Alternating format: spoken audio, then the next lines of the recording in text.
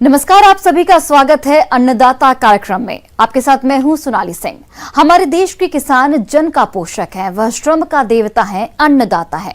उसमें ही भारत की आत्मा निवास करती है। ऐसे ही किसानों की प्रगति के लिए हम खेती बाड़ी से जुड़ी हुई बहुत सी नई लाभकारी जानकारियां हर रोज सुबह लेकर आते हैं। तो चलिए कार्यक्रम शुरू करने से पहले देखते हैं क्या है आज के अन्नदाता में। कटिहार में सोयाबीन की खेती से हुई बम्पर पैदावार।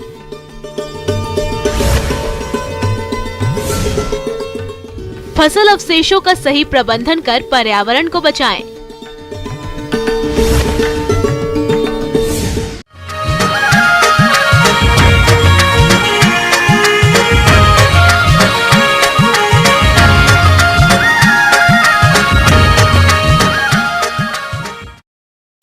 बिहार के जिला कटिहार प्रखंड के सिरसा गांव में एक ही परिवार की 3 पीढ़ी से जुड़े हुए लोग पारंपरिक खेती को छोड़कर सोयाबीन की खेती कर रहे हैं। कटिहार जिला के लिए पहली बार इस खेती को करने वाले एक ही परिवार की माने तो यह इलाका पारंपरिक रूप से धान मक्का के लिए खास पहचान रखता है, लेकिन इस बार दादा बीरबल राय अपने बेटे अनिल और पोते रविंद्र के साथ मिलकर 2 एकड़ खेत में सोयाबीन की खेती कर रहे हैं और फिलहाल लागत के अनुसार अच्छी उपज और अच्छी आमदनी मिल रही है। देखिए ये रिपोर्ट।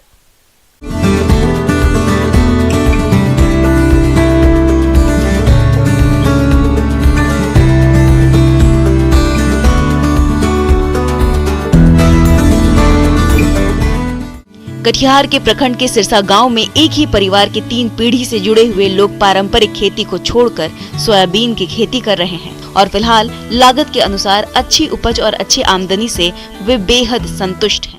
बिहार के सीमांचल इलाके में खेत में नई क्रांति आ रही है।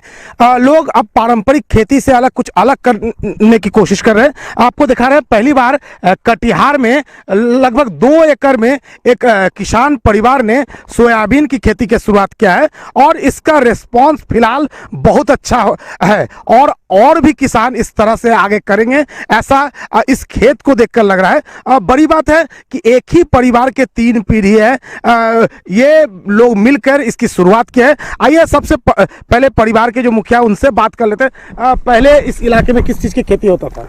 पहले इस इलाके में इसका खेती कहाँ होता नहीं होता था। पहली बार आप लोग हम लोग पहली बार किए हैं। क्या खेती है, क्या चीज? इसमें तो हमको अच्छा बुझाता है, होने वाला है, होगा। सोयाबीन की खेती है। सोयाबीन की खेती है। अच्छा, संतुष्ट है? हाँ, संतुष्ट है। खेत में बेटा और पोता पूरा साथ निभाता है? हाँ, पहले से सोच रहे थे, लेकिन जो है से अब बीज मिल गया, विसा पुसा का तरफ से बीज मिला है और जमीन मेरा खाली भी था, इसलिए सोचे कि सोयाबीन का खेती किया जाए, देखा जाए कैसा होता है नहीं होता है, और लगाने के बाद अच्छा हुआ। परिवार से जुड़े लोग आने वाले दिनों में बड़े स्तर पर सोयाबीन की खेती करने की बात कर रहे हैं। सोयाबीन प्रोटीन का सबसे महत्वपूर्ण स्रोत माना जाता है। ये एक तिलहन फसल है। कम लागत पर अधिक आय होने के कारण ये ज्यादा फायदेमंद होती है। बुआई के बाद न तो सोयाबीन के पौधे को उर्वरक की आवश्यकता पड़ती है और न ही पटवन की। बस कीड़ों से बचाने के लिए इसमें कीटनाशक से स्प्रे करने की जरूरत पड़ती है, जो इनके लिए काफी आसान है। इसलिए ये लोग सोयाबीन की खेती पर ध्यान दे रहे हैं। इसका बाजार गुलाबाग मंडी है, तो ठीक ठाक है रिस्पांस? हाँ, 70 बोले कि बढ़िया ही रेट में बिक जाएगा। पहले हार्वेस्टिंग करेंगे, सुखाएंगे, उसके बाद फिर मंडी ले जाएंगे। इस बार 2 एकड़ में है, अगली बार सोचे 10 एकड़ में करेंगे। तो निश्चित तौर पर बिहार के इस इलाके में खेत भी अब बदल रहा है और लोग जो पारंपरिक खेती से कुछ अलग कर रहे हैं और निश्चित तौर पर कटिहार में पहली बार सोयाबीन की खेती एक नया क्रांति ला सकता है। सुब्रत, न्यूज़ 18 कटिहार। किसान भाइयों, अब लेते हैं एक छोटा सा ब्रेक।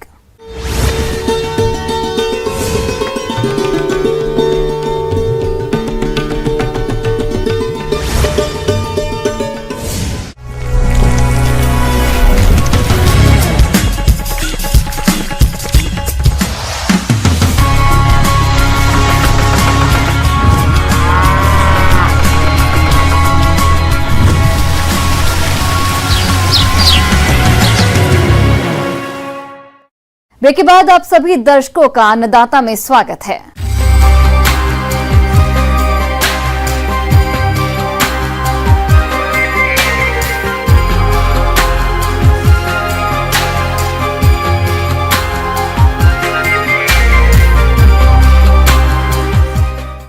अक्सर देखा गया है कि किसान फसलों की कटाई के बाद खेत को जल्दी खाली करने के चक्कर में बचे हुए फसल अवशेषों में आग लगा देते हैं, जिससे पर्यावरण प्रदूषित होता ही है, साथ ही खेत में मौजूद सूक्ष्म जीव भी जलकर नष्ट हो जाते हैं।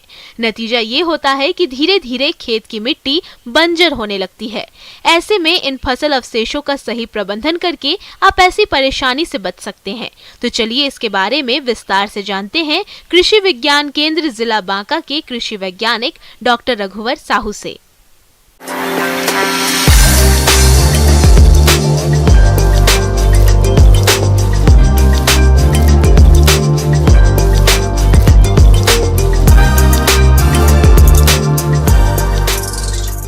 कि अपने किसान भाइयों को फसल अवशेष होता क्या है। फसल अवशेष का मतलब ये हो गया कि अगर कोई भी फसल हुई, उसका जो हम अनाज या बीज ले लेते हैं, उसके बाद जो बचता है तो उसको फसल अवशेष कहते हैं। तो फसल अवशेष आजकल के ज़माने में फसल अवशेष का प्रबंधन इतना बड़ा भयानक रूप क्यों ले लिया है, इसके बारे में हम लोग जानते हैं। आजकल मजदूरों की कमी के चलते अधिकांश किसान कंबाइन हार्वेस्टर से फसलों की कटाई करते हैं, जिससे अधिकांश फसल अवशेष खेतों में ही रह जाते हैं और किसान दूसरी फसल के लिए खेत तैयार करने के लिए अक्सर खेत में बचे हुए कृषि अवशेषों में आग लगा देते हैं, जिससे कई हानिकारक गैसें निकलती हैं और पर्यावरण प्रदूषित होता है। आप सभी आए दिन देश में तमाम अखबारों में, टीवी न्यूज में पराली से हो रहे प्रदूषण की खबरों के बारे में देख रहे होंगे कि किस प्रकार पराली के धुएं के कारण मानव का सांस लेना भी दूभर होता जा रहा है। इतना ही नहीं, ये प्रदूषित वायु कई रोगों का कारण भी बनती जा रही है। जलाने से हानि ये होती है कि आप जब जला देंगे तो फसल अवशेष राख हो जाएगा, जिसका हमारे खेत में कोई उपयोग नहीं होगा। टेम्परेचर ज़्यादा होने के कारण उसमें जो सूक्ष्म जीव होते हैं वो मर जाते हैं। धुआं उड़ने के कारण हमारा पर्यावरण जो होता है वो प्रदूषित होता है, और उसके साथ साथ हमारे जो किसान भाई हैं या जो आसपास के लोग हैं, वातावरण दूषित होने के कारण हमारे किसान भाइयों को सांस लेने में दिक्कत होती है, दमा के शिकार हो जाते हैं, अन्य तरह की दिक्कतें आती हैं। क्योंकि 1 टन फसल के अवशेष जलने से लगभग 60 kilogram carbon monoxide, 1460 kilogram carbon dioxide तथा 2 किलोग्राम सल्फर डाइऑक्साइड गैस निकलकर वातावरण में फैलती है, जिससे पर्यावरण को नुकसान होता है। और ये सभी गैसेस जो होती हैं ग्रीन हाउस गैसेस होती हैं, जो हमारी ओजोन लेयर है, ये जो दूषित गैसेस होती हैं ये ओजोन लेयर में ओजोन परत को नुकसान पहुंचाती हैं और उसमें छेद हो रहा है, जो हमारे सभी कहते हैं, जो एक हमारे लिए नुकसानदायक है। पराली जलाने से न केवल पर्यावरण प्रदूषित होता है, बल्कि मिट्टी में रहने वाले सूक्ष्म जीव भी नष्ट हो जाते हैं, जिससे फसलों को भी नुकसान होता है। साथ ही मिट्टी की उर्वरता भी कम हो जाती है और मिट्टी धीरे धीरे बंजर होने लगती है।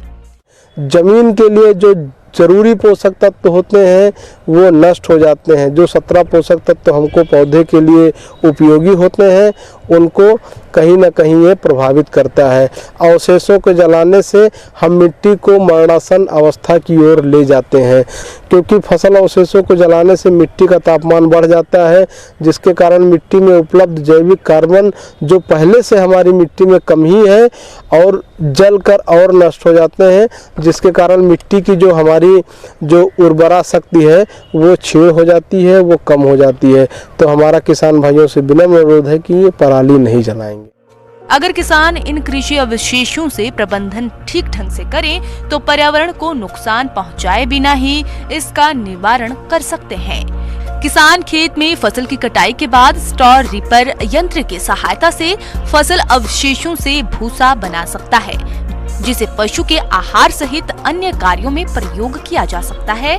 जीरो टिलेज या हैप्पी सीडर मशीन से बिना खेत को तैयार किए बिना ही बीज की बोनी सीधे खेत में कर सकते हैं, जिससे पौधों की बढ़वार के साथ साथ फसल अवशेष खेत में सड़गल जाते हैं और खेत को उपजाऊ बनाते हैं।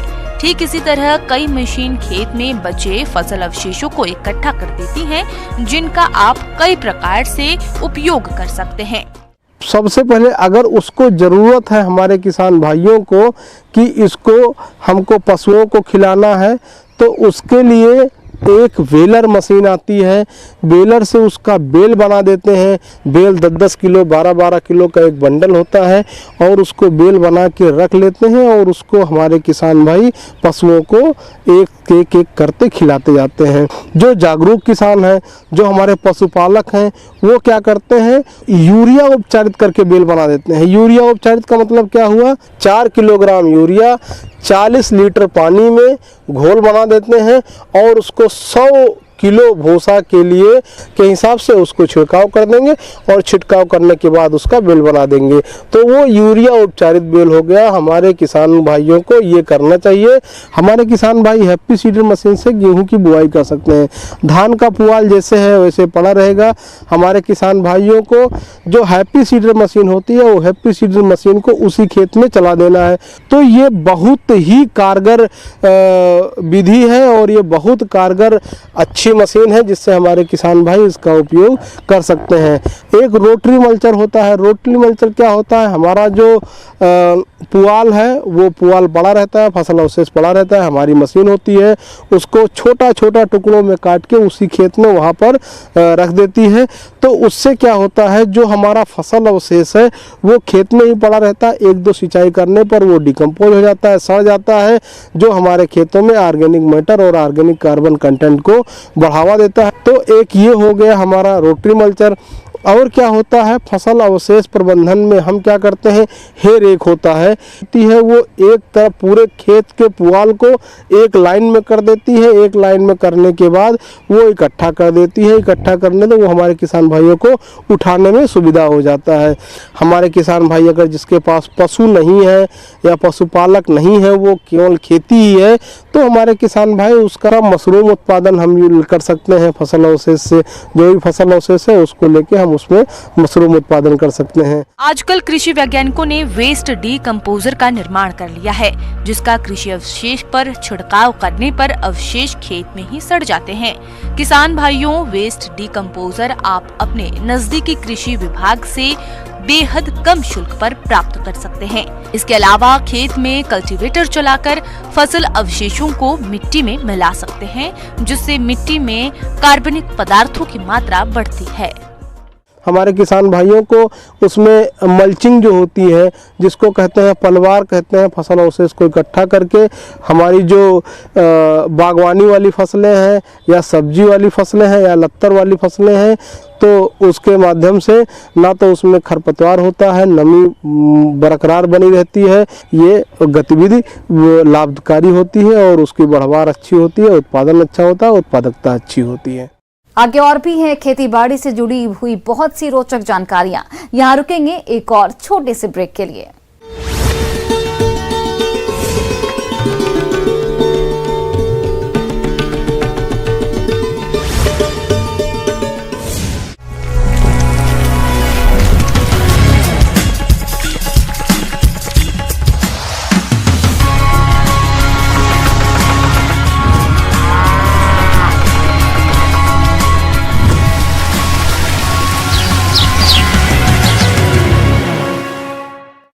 ब्रेक के बाद एक बार फिर से आप सभी दर्शकों का अन्नदाता कार्यक्रम में बहुत बहुत स्वागत है।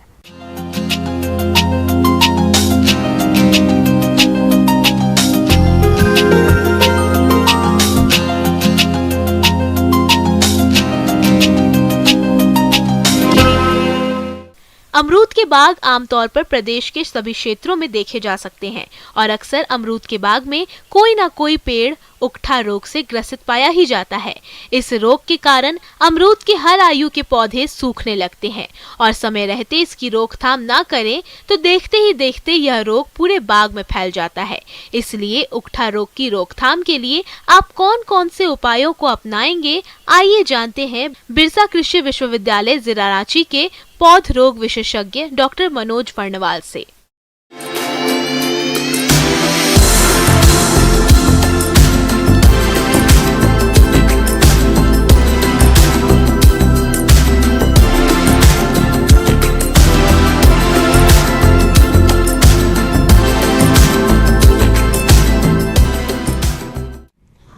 किसान बंधु, खास करके हम लोग जब फल की बात करते हैं तो अमरूद भी एक प्रमुख फसल है, जिसमें खास करके मुरझाने वाली बीमारी बहुत ज़्यादा देखने को मिलता है। इस समय देखा जाता है जो पौधा पुराना हो जाता है, खास करके वो 10 साल का या कह सकते हैं उससे ज़्यादा, उसमें इस रोग का लक्षण बहुत ज़्यादा आता है। तो ये रोग वास्तव में एक फफूंद के द्वारा होता है। अमरूद में उकटा रोग, जिसको हम लोग मुरझाने वाली बीमारी भी बोलते हैं या इसको मलानी रोग भी बोलते हैं। उकटा रोग फ्यूजेरियम फंगस से फैलता है। यह भोजन के साथ पेड़ की जड़ों के अंदर प्रवेश कर जाता है और भोजन नलियों को जाम कर देता है, जिससे पेड़ के ऊपरी भाग तक भोजन नहीं पहुंच पाता और पेड़ सूख जाता है। अमरूद के उत्पादन में यह सबसे बड़ी समस्या है। इसमें शाखाएं ऊपर से सूखनी शुरू हो जाती है और पूरी सूख जाती है, बाद में पूरा पौधा सूख जाता है। यह रोग वर्षा ऋतु में सबसे अधिक देखा जाता है। उकठा रोग उन क्षेत्रों में भी अधिक होता है जहां जल भराव की समस्या लंबे समय तक बनी रहती है। तो उकठा रोग का लक्षण अमरूद में खास करके उसके जो टिप पोर्शन होते हैं या कह सकते हैं कि जो पौधा का सबसे ऊपर का पोर्शन या ब्रांच के सबसे साइड वाला उसका ऊपर का पोर्शन, उसमें सबसे पहले दिखाई पड़ता है। होता है क्या, इस रोग के कारण से उसका टिप, कोई भी पौधा का जो सबसे टिप होता है टॉप वाला, वहाँ से वो सूखना शुरू होता है और वो जड़ की ओर धीरे धीरे बढ़ने लगता है। ऐसा देखा जाता है। कभी कभी तो पूरा पौधा एक साथ ही मुरझा जाता है और कभी कभी ऐसा भी देखने को मिलता है जब उसमें कोई एक शाखा निकली रहती है, उसी में सबसे पहले लक्षण दिखाई पड़ते हैं, फिर धीरे धीरे दूसरी शाखा में उसके लक्षण दिखाई पड़ते हैं, फिर बाद में चल करके पूरे पौधे पर लक्षण आते हैं। तो कभी कभी लक्षण पूरे पौधे पे एक साथ आते हैं, कभी कभी लक्षण उसके अमरूद के एक शाखा पे दिखाई पड़ता है, कभी कभी 2 शाखा पे भी दिखाई पड़ता है, जो आगे चल करके पूरे पौधे को मुरझा देता है। पौधों में रोग लगने पर इसका कोई निदान नहीं है, लेकिन ट्राइकोडर्मा विरिडी को गोबर की खाद के साथ मिलाकर खेतों और पेड़ों की जड़ों में प्रयोग करने से इसका प्रकोप कम किया जा सकता है। आमतौर पर ट्राइकोडर्मा विरिडी की 5 किलोग्राम मात्रा को 40 से 50 किलोग्राम गोबर की खाद या वर्मी कंपोस्ट के साथ मिलाकर उसमें हल्का पानी सींचकर प्लास्टिक की बोरी से 10 से 15 घंटे तक ढक देते हैं और उसके बाद थैलों और पौधों की जड़ों के पास इस मिश्रण को डालते हैं। तो इसके बारे में यही बोलना चाहेंगे, यदि रोग के लक्षण दिखाई पड़े तो निश्चित रूप से आप जान लीजिए कि आपको कुछ उपचार करना पड़ेगा तुरंत। तो जहाँ तक पौधा मुरझाया हुआ है उससे 2-3 उंगली ज़्यादा हट करके सीधे टहनी को काट दे। चाहे ऊपर का पोर्शन हो तो ऊपर का पोर्शन काट दे, या नीचे का पोर्शन ब्रांच वाला है तो ब्रांच वाला पोर्शन काट दे, और काट करके वहाँ पर कॉपर ऑक्सीक्लोराइड या कह सकते हैं ब्लाइटोस 50 का घोल बना करके सीधे वहाँ पर उसको लेप चढ़ा दे। ब्लाइटोस 50 को जनरली हम लोग यही बोलते हैं कि 3 ग्राम दवा प्रति लीटर पानी में घोल बनाइए, उसी घोल को आप सीधे उसका कटा हुआ पोर्शन को पुताई कर दीजिए। या चौबतिया पेस्ट, जिसको कि आप कॉपर सल्फेट और लाइम और पानी तीनों को मिला करके हम लोग बनाते हैं, चौबतिया पेस्ट को भी लगा कर जो कटा हुआ पोर्शन है उसको हम लोग लगा सकते हैं। जो कह सकते हैं जो मरा हुआ पोर्शन जिसमें रोग का लक्षण दिखाई पड़ा था, उसको सावधानी पूर्वक से बढ़िया से उठा करके कलेक्ट करना चाहिए और एक कोना में ले जा करके उसको हम लोग जला देते हैं या मिट्टी में उसको गाड़ देना चाहिए, क्योंकि वही वास्तव में देखा जाता है रोग का वाहक बनता है। इस रोग से बचाव के लिए अमरूद की उकठा रोग रोधी किस्मों का चयन करें। यह रोग मिट्टी जनित है, इसलिए पौधा रोपाई के पूर्व मिट्टी को फॉर्मेलिन दवा से निर्जीवीकृत करना चाहिए। अमरूद के बागों में अधिक समय तक पानी का जमाव नहीं होने दें। बरसात के मौसम में पौधों के तनों के पास मिट्टी अवश्य चढ़ा दें। साथ ही मिट्टी जांच के आधार पर संतुलित मात्रा में उर्वरकों का प्रयोग करें। दूसरा, हम लोग बोलते हैं कि सीडोमोनास फ्लोरेसेंस का 10 ग्राम प्रति लीटर पानी में घोल बना करके जड़ के पास में उसका ड्रेंचिंग करने का सलाह देते हैं। इस तरह से करने पर निश्चित रूप से कह सकते हैं कि आप उकठा रोग को आसानी से अमरूद में रोक सकते हैं।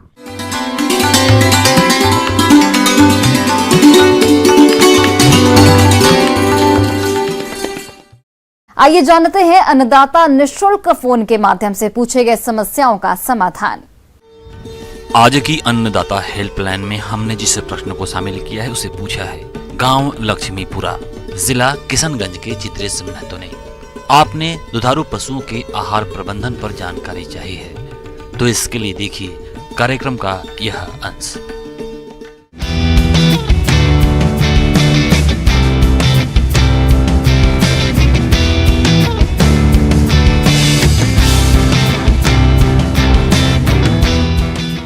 और मैं आप सभी को पशुओं में आहार प्रबंधन के विषय में जानकारी देना चाहूँगी। चूँकि हम पशु खरीदते हैं और उसमें बहुत पैसे खर्च करते हैं, मगर यदि हम पशुओं का आहार प्रबंधन अच्छे तरीके से नहीं करते हैं तो उनसे हम प्रोडक्शन नहीं ले पाते, पशुओं से दूध का उत्पादन अच्छे से नहीं होता। इसीलिए हमें आहार प्रबंधन बहुत आवश्यक है। किसान भाइयों, दुधारू पशुओं से अधिक दुग्ध उत्पादन मिले, इसके लिए पशुओं के आहार प्रबंधन पर विशेष ध्यान देने की आवश्यकता होती है। यदि आप थोड़ी सी भी लापरवाही करते हैं तो दूध उत्पादन में भारी गिरावट आ सकती है, जबकि डेयरी व्यवसाय में 60% खर्चा आहार प्रबंधन पर ही आता है। इसलिए आहार प्रबंधन पर अधिक ध्यान देने की जरूरत होती है। तो पशुओं का जो आहार की मात्रा जितनी उन्हें ज़रूरत है उसका कैलकुलेशन हम ड्राई मैटर के हिसाब से करते हैं। कितना ड्राई मैटर कितने किलो के पशु को आवश्यक है। तो सबसे पहले जैसे हमारे देसी पशु हैं, जो देसी गाय हैं, उनको हम उनके बॉडी वेट का 2% ड्राई मैटर इंटेक करते हैं, और क्रॉस ब्रेड जो गाय हैं उनको 2.5% और भैंसों में 3% जो उनका बॉडी वेट है उसका हम उनका ड्राई मैटर रखते हैं। अब जो हम ड्राई मैटर कैलकुलेट करते हैं उसमें से 2/3 हम उनको चारा देते हैं, रफेज कहलाता है, और 1/3 उसको हम दाना मिश्रण से पूर्ति करते हैं। और जो रफेज की चारे की क्वांटिटी है उसमें हम 2/3 सूखा चारा रखते हैं और 1/3 हरा चारा उनको देते हैं। अब उदाहरण के लिए जैसे हमारे पास 500 किलो की एक भैंस है तो उसको हम 3% ड्राई मैटर इंटेक देंगे, तो उस हिसाब से उसे 15 किलो हम ड्राई मैटर दिन में हमें देना है, जिसमें से 2/3 यानी लगभग 10 किलो हम उसको चारा देंगे। अब चारा जो 10 किलो है उसमें से हमें 2/3 देना है उसको सूखा चारा, तो उस हिसाब से, और सूखे चारे में 90% ड्राई मैटर होता है, तो लगभग 7.5 किलो हमारा सूखा चारा होगा। और जो हरा चारा है उसमें ड्राई मैटर कम होता है, पानी ज़्यादा होता है, तो उसमें 10% लगभग ड्राई मैटर होता है, और इसलिए उसका लगभग 33-33.5 किलो हमें देना होगा। और दाने में भी 90% करीब ड्राई मैटर होता है, तो उस हिसाब से 5.5 किलो दाना हमें उसे प्रतिदिन देना है।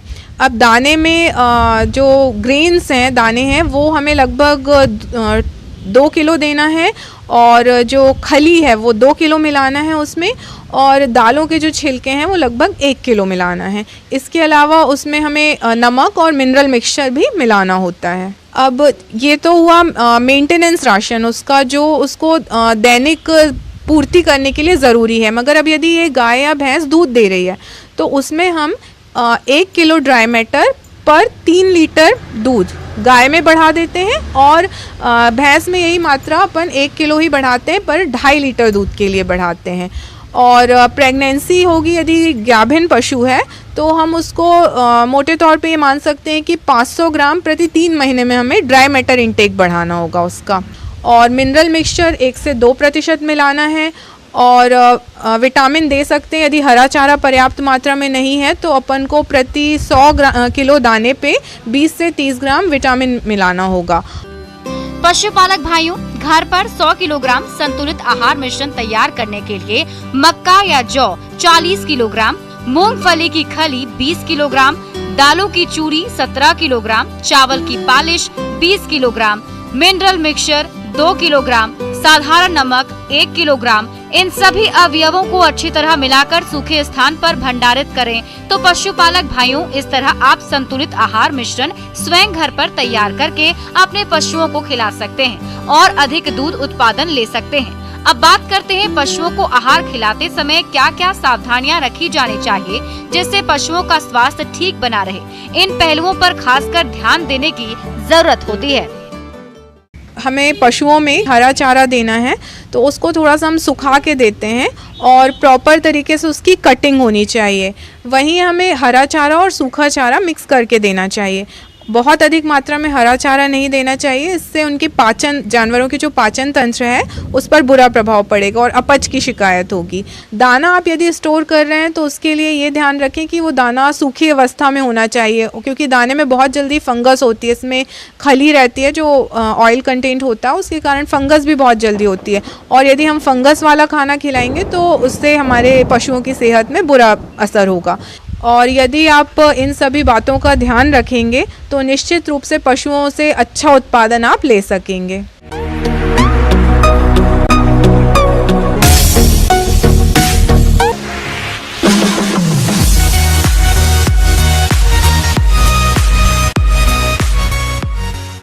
एक नजर डालते हैं राज्य के कुछ मंडियों के प्रमुख फसलों के बाजार भाव पर।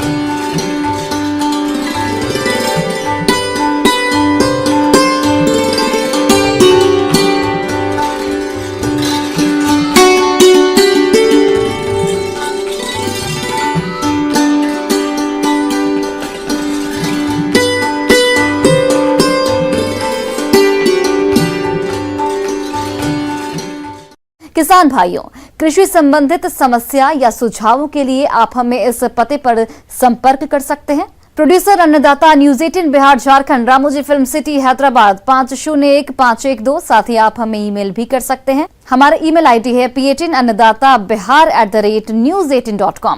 इसके अतिरिक्त आप हमें निःशुल्क हेल्पलाइन नंबर 18008892 पर सोमवार से शनिवार सुबह 10 से शाम 4 बजे के बीच संपर्क कर सकते हैं। अब समय हो रहा है आपसे विदा लेने का। कल फिर से आपसे मुलाकात होगी कृषि से जुड़ी महत्वपूर्ण जानकारियों के साथ। नमस्कार।